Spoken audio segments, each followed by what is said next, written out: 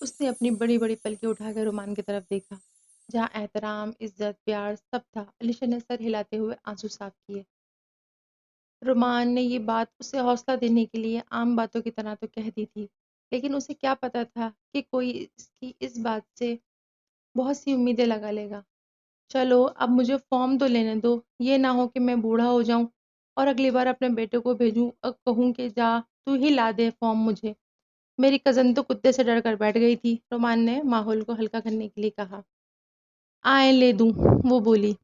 طیبہ، یہ سب تمہارے الٹے مشوروں کی وجہ سے ہوا ہے۔ اگر وہ کتا واقعی ہی علیشا کو کاٹ لیتا تو ہم کیا کرتے؟ فیروزہ طیبہ پر بھڑکی۔ کاٹا تو نہیں نا؟ طیبہ اطمینان سے بولی اور انہیں دیکھنے میں مصروف ہو گئی جو ان کی طرف بڑھ رہے تھے۔ ویسے کتنے پیارے لگ رہے ہیں دونوں ایک ساتھ، طیبہ بولی۔ میں تمہیں کچھ کہہ رہی ہوں، تم لوگوں کی جوڑیاں بنانے میں لگی ہوئی ہو، فیروزہ بولی۔ لوگوں کی نہیں، اپنی دوست کی بنا رہی ہوں، وہ دیکھو، طیبہ نے ان کی طرف اشارہ کر کے بتایا، کیونکہ فیروزہ کی ان کی طرف بیک تھی۔ ہاں، لیکن ہماری دوست کو وہ معصوم پسند کہاں، فیروزہ بولی۔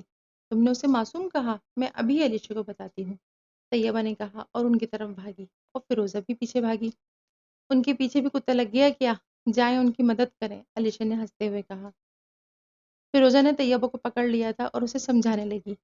وہ لوگ بھی ادھر پاس پڑے بینچ پر بیٹھ گئے تھے۔ ارے وہ ہماری طرف آ رہے ہیں اور میں کیوں جاؤں ان کو بچانے؟ مجھے کیا، جس کے پیچھے جو مرضی لگے، رومان بولا۔ تم مجھے کیوں آئے بچانے؟ علیشا نے کہا۔ کیونکہ تم میری کزن ہو، رومان بولا۔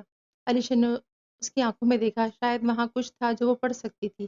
کیا ہوا، پیارا لگ رہا ہوں؟ رومان نے نظریں پھیرتے ہوئے کہا۔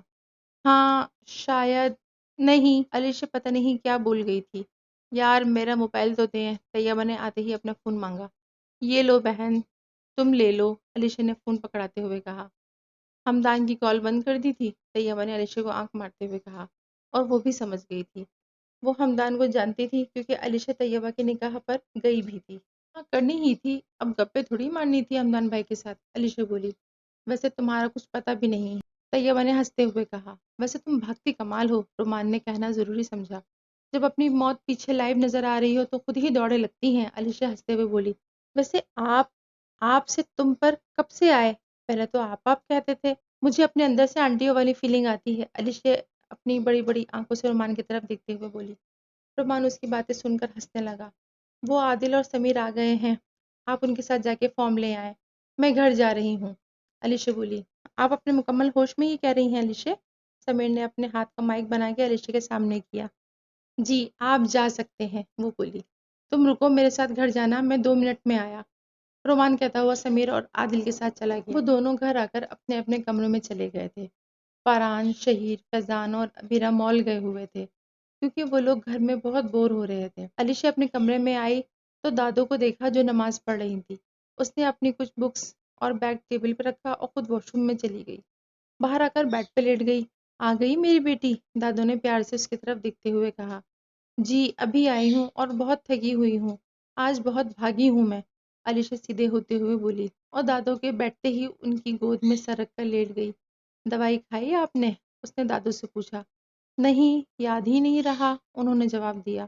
دادو آپ ایسا کیوں کرتی ہیں یار، علیشا اٹھتے ہوئے بولی اور دوائیاں لائی اور انہیں دی اور پھر بیٹھی۔ یہ لو جی کھا لی ہیں، اب خوش ہو؟ دادو نے دوائی کھا کر پیار سے پوچھا۔ جی جی، ویسے آپ کی دوائیاں ابھی تک ختم کیوں نہیں ہوئی ہیں؟ آپ نے کراچی میں اور خرید لی تھی کیا؟ علیشا نے ان کا دوائیوں والا بیگ دیکھتے ہوئے کہا۔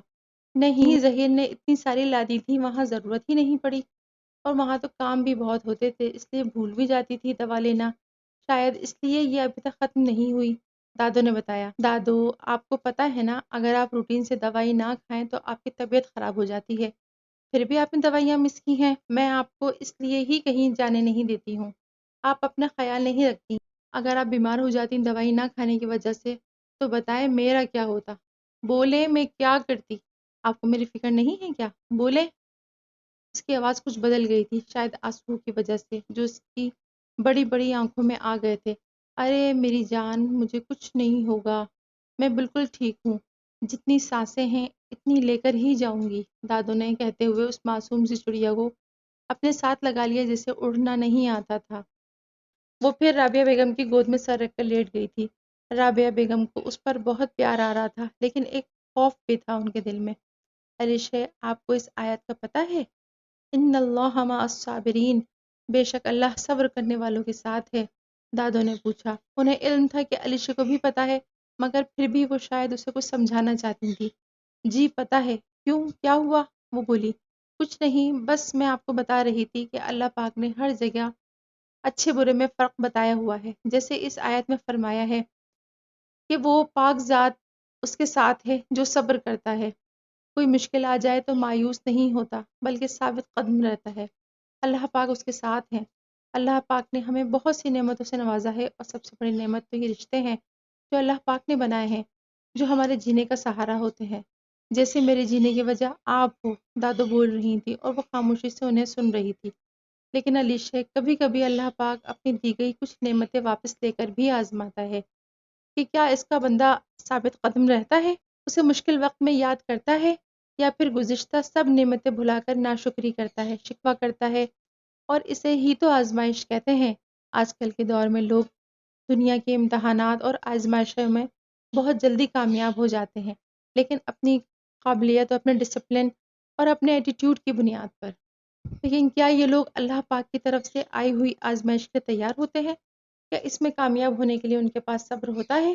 کیا ان کے پاس عاجزی ہوتی ہے؟ کیا انہیں اپنے رب سے مانگنے کا طریقہ آتا ہے؟ کیا ان کے دل میں اللہ کے بندوں کے لیے محبت ہوتی ہے؟